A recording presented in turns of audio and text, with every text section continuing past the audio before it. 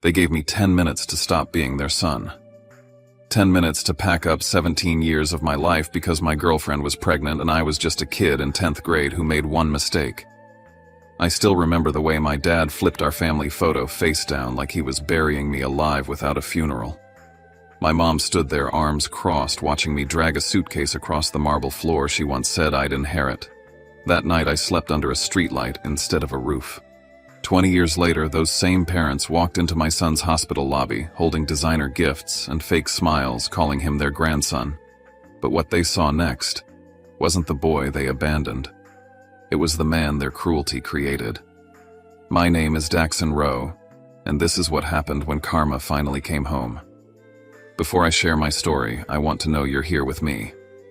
Just say listening in the comments or tell me where you're from. I love hearing how far my story reaches. Sometimes even the smallest connection can make a story feel heard. Thank you. And now, here's my story. And if my story touches you, if you've ever felt thrown away but fought your way back, please subscribe. Every story like mine reminds the world that second chances aren't given, they're earned. My name is Daxon Rowe, and the night I stopped being someone's son began with rain tapping against the glass like a countdown I couldn't stop. Charleston smelled like wet wood and wax polish that evening, the kind that clings to memory long after you've left a place. The chandelier over our marble foyer burned too bright, the crystals scattering light across the room like 1,000 eyes watching me crumble. My hands shook so hard I almost dropped the third pregnancy test onto the marble floor. "It's positive," I said, my voice smaller than I'd ever heard it. Camille, my mother, didn't even flinch. She just crossed her arms, her diamond bracelets catching the light.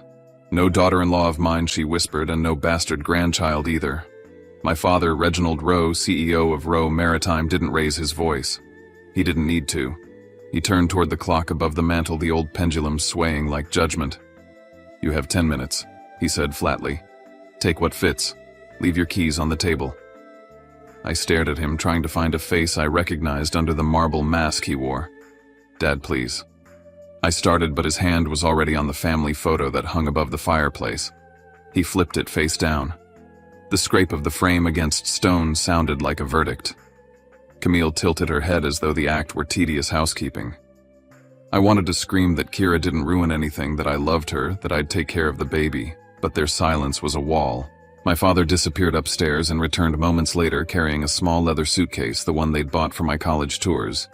He set it down by the front door with clinical precision, then adjusted his Yale ring. 10 minutes, he repeated, checking his watch like he was timing a board meeting. My throat burned. I remember staring at my reflection in the glass of the grandfather clock, my face warped by its curve. Somewhere behind me, the maid hovered in the hallway, frozen between duty and pity. Camille finally spoke. "You'll thank us one day," she said, as if exile were a lesson in gratitude. I packed blindly, one hoodie, a notebook, the pen my father had engraved with my initials, DR. I left the trophies, the framed certificates, the life that was supposed to mean something. When the front door closed behind me, the click of the lock was louder than thunder. Rain soaked me before I reached the gate. The house glowed behind me, white columns gleaming like teeth. I thought of the portrait lying face down on the mantel, of my father's perfect tie knot, of my mother's cold perfume. 10 minutes. That's all the time it took to erase me. I walked down King Street toward the river, the suitcase bumping against my knee, water seeping through my sneakers. Somewhere in that darkness, something broke, and something else, something fierce, began to take shape. A thought I didn't yet have words for. If I ever saw them again, I wouldn't beg to stay. They'd be the ones asking. I woke to the sound of footsteps, and a voice soft as the rain had been harsh. "Child, you'll freeze to death out here." For a second, I thought I was dreaming. Dawn in Charleston was gray and damp, and I was curled beneath the gazebo in Madison Square, my suitcase serving as a pillow. The woman standing over me wore a long cashmere coat. Her silver hair swept neatly back, a small white poodle at her feet. I pushed myself upright, embarrassed by the state I was in. "I'm fine," I lied through chattering teeth. "No, you're not," she said simply. Her eyes studied me the way a mother studies a fever. "How old are you?" 16. "And where's home?" I didn't answer. She sighed, the kind of sound that carried both weariness and decision. "Then come with me." Pierre and I hate eating breakfast alone. Her name was Aurelia Montrose. The car smelled like lavender and leather. The heated seats felt like mercy. When she drove us through Bay Street, the city still slept, the lamplight turning wet cobblestones gold. Her house, Montrose House, sat on a corner lot wrapped in magnolias, a grand old building that looked like it had been waiting for someone. "I lost my daughter," she said as she unlocked the door. 5 years ago. Her name was Livia. She led me upstairs to a room that seemed frozen in that loss, a crib assembled in the corner, a closet filled with maternity clothes still tagged. I stared at them, unsure whether to feel comforted or haunted. Aurelia rested a hand on my shoulder. "This is yours now," she said. "No questions, no conditions. Everyone deserves a second chance." The first breakfast I had there felt unreal: scrambled eggs, toast, hot tea. The silver clinked against porcelain, a sound so ordinary it made me ache. Pierre sat at my feet, his tail brushing my ankle like a heartbeat. "You'll stay," Aurelia said, as if it were already decided. "You'll finish school. You'll work when you can. I'll handle the rest." I wanted to protest, to tell her I didn't deserve it, but the words stuck in my throat. She only smiled. "Gratitude will do, dear, not guilt." Later, she showed me around the house, the study lined with cookbooks and framed menus from her restaurants, the hallway of family photos that ended with one picture of Livia young, bright-eyed, her hands resting on her rounded belly. "She would have had a boy," Aurelia murmured. "She loved stars. That's why the nursery ceiling is painted with constellations." That night, lying beneath those painted stars, I thought of Kira and the baby she carried. I thought of my parents' house, its windows still glowing, and wondered if they even remembered me. Before turning off the light, Aurelia lingered at the doorway. "From the day Livia died," she said softly, "I kept this room ready. I never knew for whom until now." She closed the door gently, and for the first time in 3 days I slept without fear of the morning. When I woke, sunlight spilled through the curtains. Pierre lay curled at my feet like a guardian. Downstairs, I heard dishes, the faint hum of a radio. For a long moment, I just sat there, staring at the crib in the corner, the blank page of my notebook, and the pen engraved, "DR. Still mine. Still here." I wasn't ready to call Montrose House home, but as I looked around, I realized it was the first place that hadn't asked me to leave. Standing before Livia's portrait later that day, I whispered a promise to the girl in the picture, to the woman who'd saved me, to the child not yet born. I won't run again. Outside, the air smelled of magnolia and salt. Inside, Pierre slept under the crib. The past still echoed, but for the first time its voice was fading. The kitchen at the docklight was its own kind of storm metal, clanging steam, rising the rhythm of knives on cutting boards like a drumbeat that never stopped. I started at the bottom, scrubbing pans and stacking dishes until my arms ached. Aurelia insisted I learn every station before touching the register. "You want to build something real, Dax," she said, wiping flour from her hands. "You learn it from the floor up." So I did. By day, I cleaned grease traps and carried crates of produce. By night, I studied online for my GED with the same pen my father had engraved years ago. Its metal body now scratched the letters DR, still visible under the light. That pen was proof I existed before they erased me. Aurelia ran her restaurant empire like a quiet orchestra. Every sound had meaning: the hiss of sauce, the ticking of timers, the soft scratch of her pencil as she balanced profit margins in the ledger. "Money is memory," she told me once. "Keep track of where it goes and you'll know who's loyal." She showed me how to read invoices, calculate waste, and track labor costs. I never understood how grace and discipline could fit inside the same person until I saw her turn failure into ritual. One night while closing the restaurant, I met Talon Pierce. He was there to update Aurelia's will. He looked too young to be a lawyer, his sleeves rolled, hair falling slightly over his brow. When Aurelia went upstairs to fetch documents, he lingered near the counter where I was tallying receipts. "You're her apprentice?" he asked.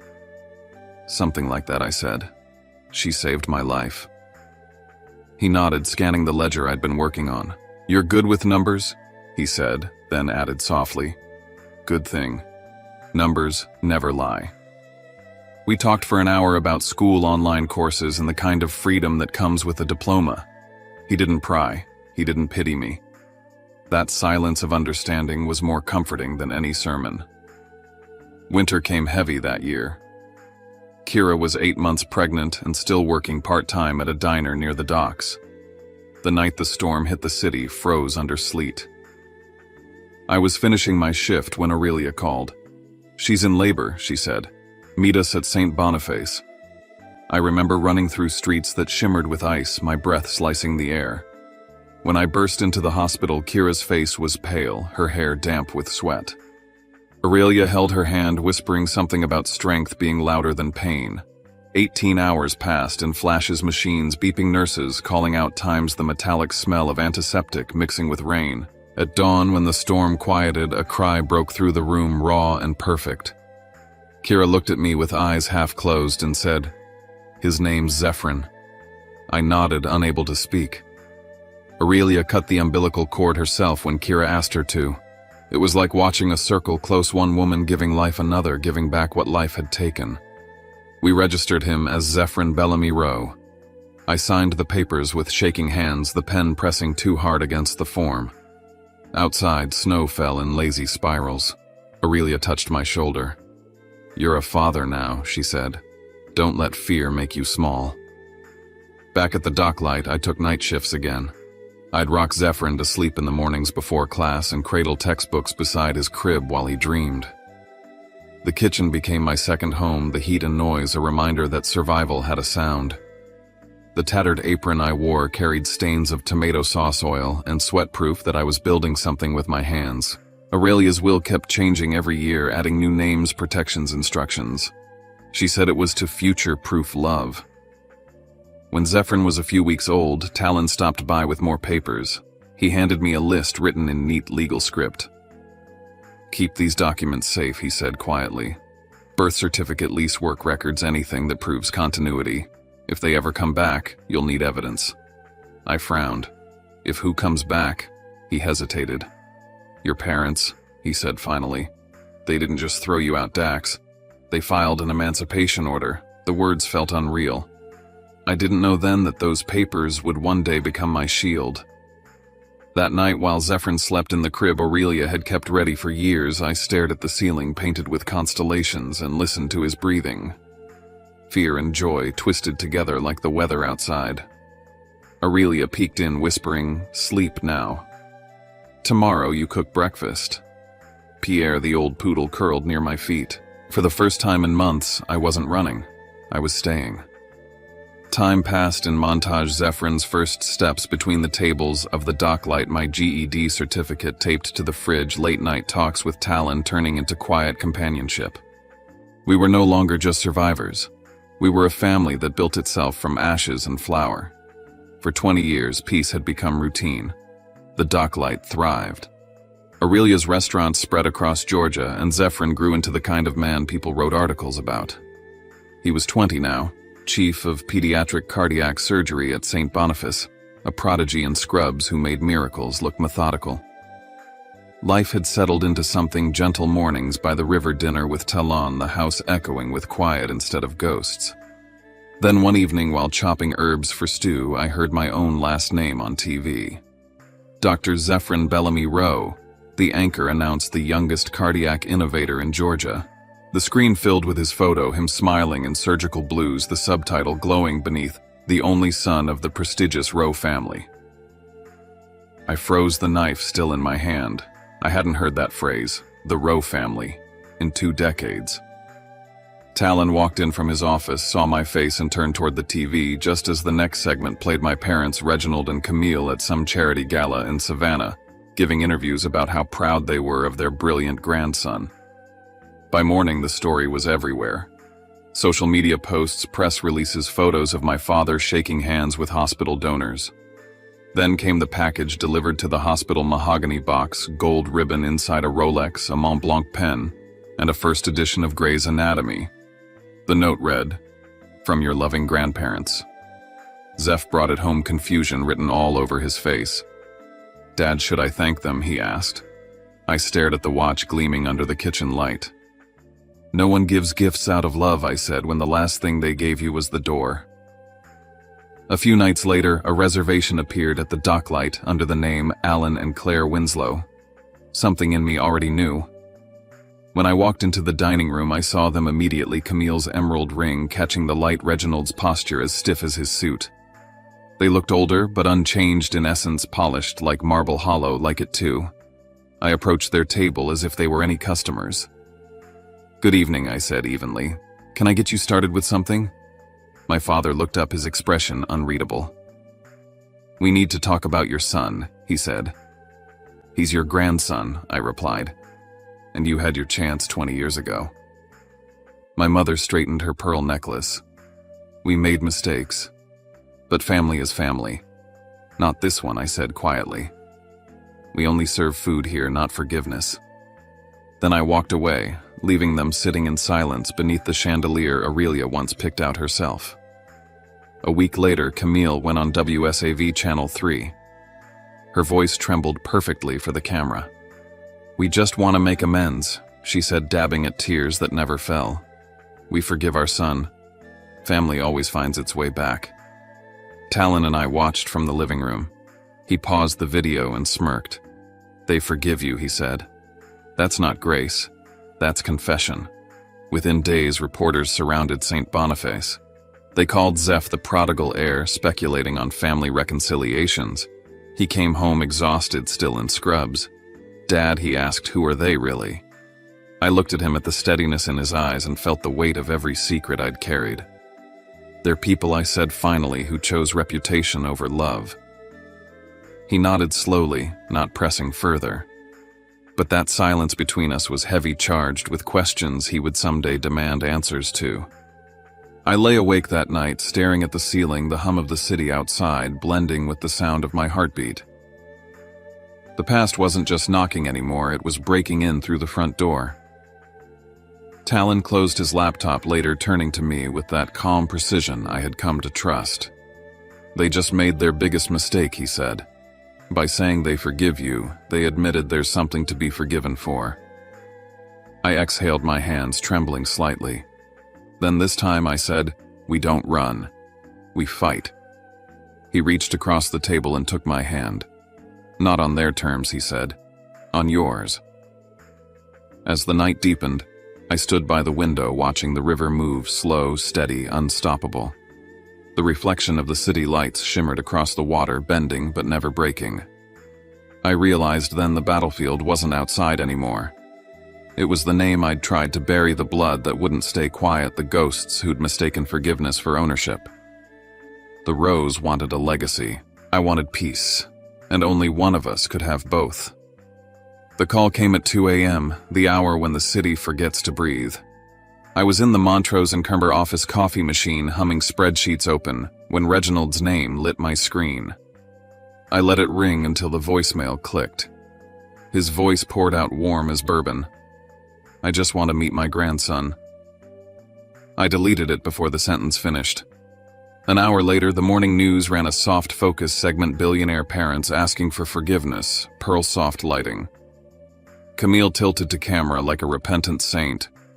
I muted the TV and stared at the river through the window until Talon slid a thick folder onto the desk. "They just opened the gate," he said. "Let's walk through it." He keyed open the Montrose house safe, pulled a sealed envelope, and laid a notarized scan beneath the lamp. The heading had a date burned into me like a brand: 2005. Relinquishment of all parental rights and responsibilities toward Daxon Rowe and any offspring born or unborn. I traced the signatures with my eyes not touching the paper, as if skin might contaminate the truth. Reginald's bold initials, Camille's careful loops. It wasn't memory punishing me anymore. It was ink. My email pinged. "Owen Blake." Subject line: "We should tell Zeph the truth. I regret everything." I almost laughed. Talon skimmed the headers, tapped a key, and turned the laptop toward me. "Sent from a Rowe Maritime internal address," he said. "He's not repenting. He's billing." We dug deeper, a buried thread between Owen, Reginald, and Camille. Language dressed in corporate linen about rehabilitation and legacy. Dax's sentimental one-line read, "Lean on family. Offer $5 million and a board seat." There was an attachment labeled "Image Restoration Plan." A $500,000 payment to Owen for playing the part of contrite father. It wasn't a reunion they wanted. It was a product launch. I found Zeph asleep on a vinyl couch in the hospital family room, still in scrubs after a 20-hour shift. When I touched his shoulder, he woke instantly, all focus. "Dad," he said. "They sent more gifts." He hesitated. I checked my birth file and records. There's a name under father. He swallowed. Owen Blake. The room felt too small for both of our heartbeats. "Why didn't you tell me I chose the hardest sentence?" "Because they didn't earn you." He held my gaze, hurt, cutting and clear, and then something steadier rose behind it. "Then tell me now," he said. "So I can protect Mom. So I can protect what Grandma Aurelia built." For the first time, he called Aurelia Grandma without stopping to measure it. Back at the house, Talon lined the evidence across the table like a map. The relinquishment, the emails, the payment schedule. "This is more than harassment," he said. "It's a coordinated campaign to trade on your son's name." He opened another file, password protected, stamped with Aurelia's estate crest. The video flickered on Aurelia at her desk in a silk scarf, eyes bright, voice unshakable. "My darling," she said, as if she could see through time if they come back. "Remember, paper is a sword. Justice isn't kindness. Justice is light." The will language beneath the video was spare and lethal. "Any person who abandoned me or mine forfeits all claims, money, property, brand, future benefits." There would be no buying their way into our lives with donations and photo ops. I stepped outside for air. Wind rippled the river, slicing neon into moving ribbons. I thought about that marble foyer, the clock, the suitcase. "They pushed me out in 10 minutes, I said when Talon joined me. "I'll give them 10 minutes to see the truth." He nodded. "We start with the gala," he said. "If they want a stage, we'll give them one with every light turned on." I looked back at the house where Zeph slept and felt fear give way to purpose. Justice wasn't going to knock. I would open the door and walk it in. We watched the second video from Aurelia that afternoon, the room washed in amber from the Tiffany lamp. She was laughing in that soft way she had when she was about to say something sharp. "If they return," she said, "offer them a stage. They will do the rest." Talon paused the frame on her smile and outlined the plan. Savannah Medical Gala. Public audience. Controlled evidence. Every document authenticated and ready. "We're not ambushing," he said. "We're clarifying." I wrote the invitations by hand. "Dear Mr. and Mrs. Rowe, please join us for the launch of the Aurelia Montrose Foundation and be recognized for your family's place in our story." For Owen. "Your presence is requested for parentage clarification and to close all remaining questions in the open." Each envelope bore a wax seal, Aurelia's crest pressed into deep red. Alongside the stationery, Talon and I built a portfolio, the original relinquishment with its witness marks, the email chain printed with server headers, the restoration plan detailing payment, and a draft of a restraining order ready for filing. Nothing dramatic, just light. A nurse from St. Boniface called that evening, voice nervous. "Camille approached the foundation office," she said. "She's offering a 12 million donation if we facilitate family access." Talon didn't blink. "Then we facilitate," he told the coordinator calmly. "Please seat them at table 1 in front of the main screen." The nurse exhaled, half scandalized, half relieved. "I can do that." At dinner, Zeph pushed his plate away, restless. "Do we have to take it that far?" he asked. Maybe they really did change. I reached for his hand. "Remorse doesn't start with cameras," I said, "and it doesn't end with a hashtag." He looked down, nodded, and finally said yes to delivering the keynote. He didn't ask what would happen after. He trusted the shape of our silence. Near midnight, my inbox chimed again. Owen had sent a link and a single line, "This is everything."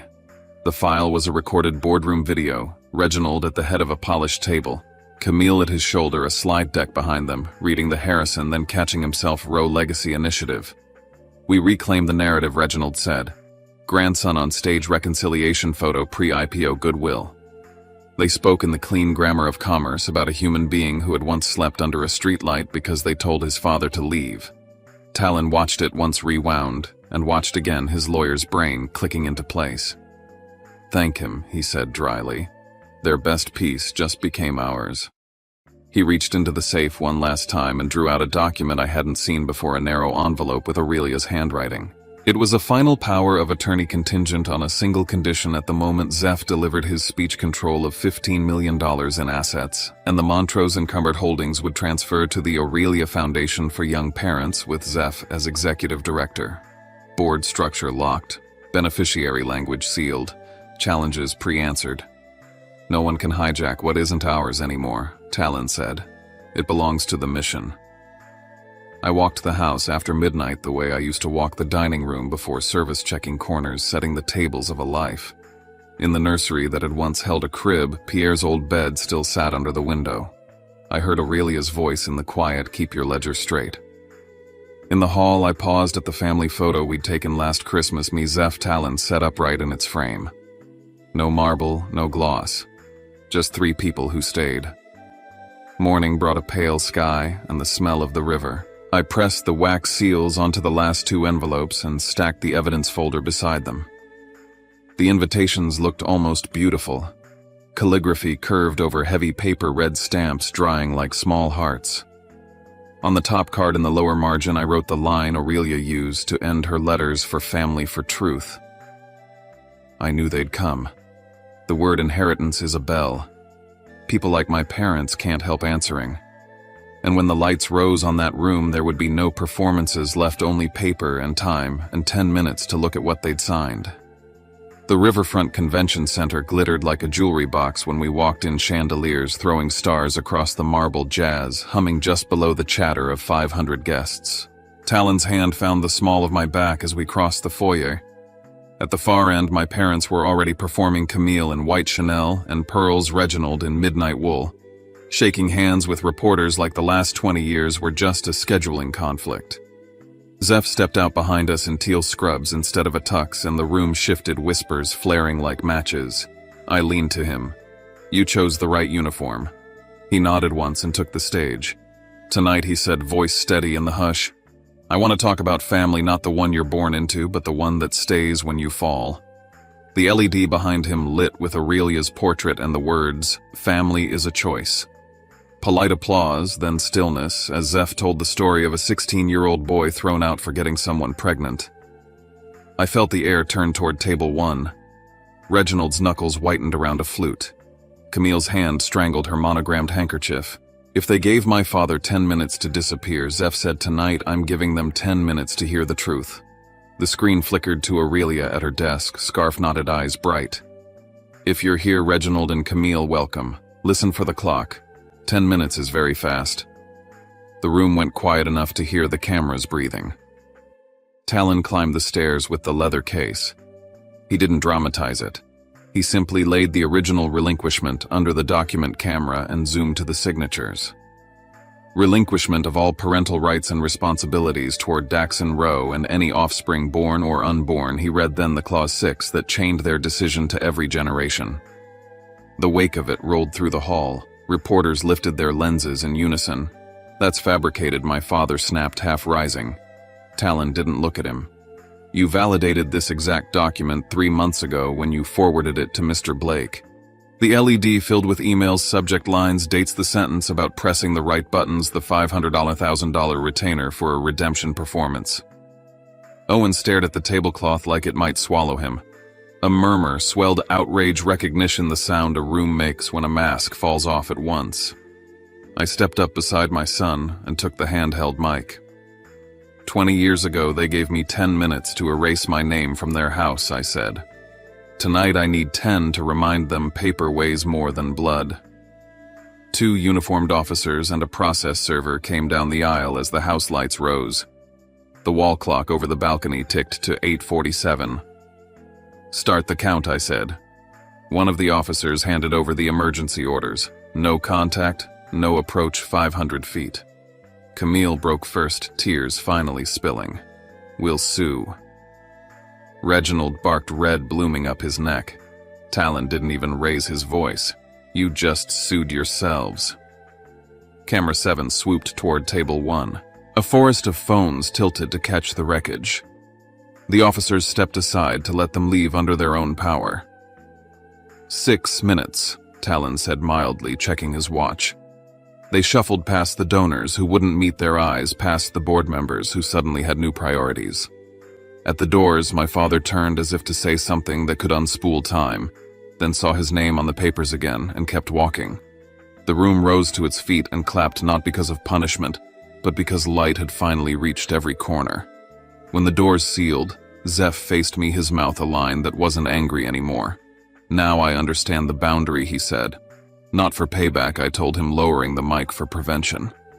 The stage lights warmed from white to amber, and the screen changed to the crest of the Aurelia Montrose Foundation. Applause softened into attention as the program moved forward, not around the wreck, but through it. The news cycle did its work in the 3 weeks that followed. Roe Maritime stock drops 30% after family scandal crawled across every business channel. The board called an emergency session and escorted my father out of his own conference room by lunchtime. Camille stepped away from every committee that had once announced her name with trumpets. Online, a nickname stuck to them like rain to brick, the 10-minute parents. Another lower third ran beneath Owen's mugshot, facing federal probe tied to bankruptcy concealment. I didn't celebrate. I felt something settle in the world, the way a shirt fits better once you clip the tag. A letter arrived from the Church of St. James on crisp stationery addressed to the Roes with a request to remove themselves from leadership for conflicts with stated values. Talon read it and gave me the ghost of a smile. "Gravity," he said. "It works." In court, the temporary orders became permanent. The judge's tone was academic, his language exact. The original, the chain of emails, Aurelia's video, the boardroom recording, each piece nested into the next until there was nowhere left to stand. "They can appeal," Talon said as we walked out under a blue Savannah sky, but certified originals and a dead woman's clarity are a hard thing to argue with. We filed our last set of fees, and I signed the transfer of my remaining Montrose and Comer shares to the foundation. Ownership slid into mission exactly as Aurelia intended. Ground broke on the Aurelia Montrose Center on a bright Saturday, with the river throwing coins of light against the pilings. 20 apartments for young parents. On-site childcare. A study hall with a ceiling painted in stars like the nursery where my son slept. Zeph spoke to the small crowd not like a prodigy, but like a man who had walked through weather. 17 years ago, he said, my father slept under an awning. Tonight and every night after this opens someone else's child won't have to.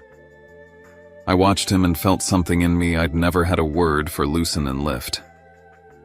That evening, we ate on the back porch grilled fish Zeph had seared perfectly, a bottle of wine we'd been saving for no particular reason. The river breathed. Cicadas stitched a low hum through the dark. I took a thin silver ring from my pocket, old as my first ledger, simple as a promise. Aurelia told me to say what I want. I said to Talon, palms open. "Do you want to stay officially?" He laughed the way a man does when he's already home. "I've been staying since the first time you said thank you." The ring slid into place like a key finding the right lock. Later, in the soft light of the living room, I lit a candle beneath Aurelia's portrait. "You were right," I told her. "Justice doesn't need a blade. It needs a switch." On the console, we had a new photo, me. Zeph and Talon, shoulders touching, eyes unguarded, the frame set upright as if it had always been that way. The old pen with my initials lay beside it, its scratches now a kind of shine. I thought of the 2 clocks that had measured my life, the grandfather clock that watched a boy step into rain and the ballroom clock that watched those who sent him out step away. 20 years apart, same hands moving one way. They gave me 10 minutes to disappear. I gave them 10 minutes to look at what they signed. Blood had failed me. Kindness hadn't. And the river, indifferent and faithful, kept running toward the only place it knows, forward where the light is. Some stories aren't about revenge, they're about reclaiming the right to exist. I lost everything in 10 minutes, but it took 20 years to understand that peace is the real victory. If my story touched something in you, if you've ever fought to be seen or built a life from the ruins someone left behind, stay with me. Leave a listening in the comments, share your story, and subscribe. Let's remind the world the ones who stay are the ones who make family real.